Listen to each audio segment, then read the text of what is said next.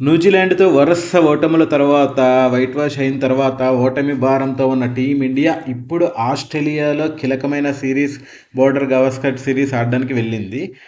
So ఈ సిరీస్లో మనం 4-0తో 4-0తో గెలిస్తేనే మనం టీడబ్ల్యూటీ ఫైనల్కి వెళ్ళే ఛాన్స్ ఉండిద్ది. బట్ ఇలాంటి కఠినమైన పరిస్థితుల్లో ఇప్పుడు టీం ఉన్న ఫామ్లో ఆస్ట్రేలియా గడ్డ మీద ఓడించడం సాధ్యమా అంటే సాధ్యమే అని చెప్తున్నారు మన ట్రేడ్ పండితులు, స్పోర్ట్స్ అనలిస్టులు.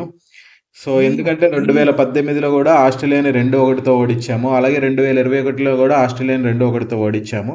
సో ఇప్పుడు కూడా ఖచ్చితంగా 4-0తో ఓడిస్తారని చెప్తున్నారు. సో కాకపోతే ఇప్పుడు ఆస్ట్రేలియాతో జరుగుతున్న మొదటి టెస్ట్ మ్యాచ్కి రోహిత్ శర్మ లేడు.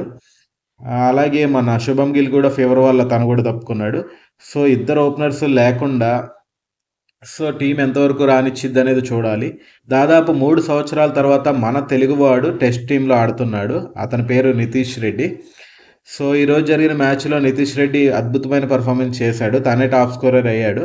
సో తను ముందుకొచ్చి కొట్టిన షాట్లు చాలా చూడముచ్చటగా ఉన్నాయి. తను కొట్టిన 6 అయితే మ్యాచ్కే హైలైట్. సో ప్రస్తుతానికైతే టీమిండియా స్కోర్ వచ్చేసి 150 పరుగులు చేసి ఆల్అవుట్ అయిపోయారు మొదటి బ్యాటింగ్ చేసి. సెకండ్ బ్యాటింగ్ మొదలుపెట్టిన ఆస్ట్రేలియా కేవలం 67 పరుగులకి 7 వికెట్లు కోల్పోయి తన కష్టాల్లో పడింది. సో మ్యాచ్ అయితే చాలా ఇంట్రెస్టింగ్గా ఉంది.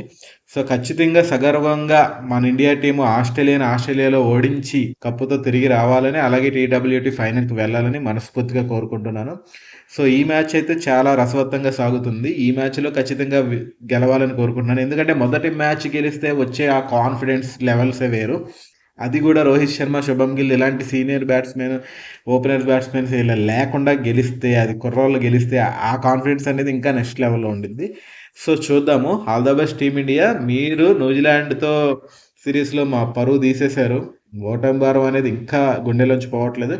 సో ఆస్ట్రేలియాలో ఓడించి ఇండియా టీం అంటే ఇది అని సగర్వంగా మేము కాలర్ ఎగరేసుకునేలాగా చెయ్యాలని మనస్ఫూర్తిగా కోరుకుంటున్నాను.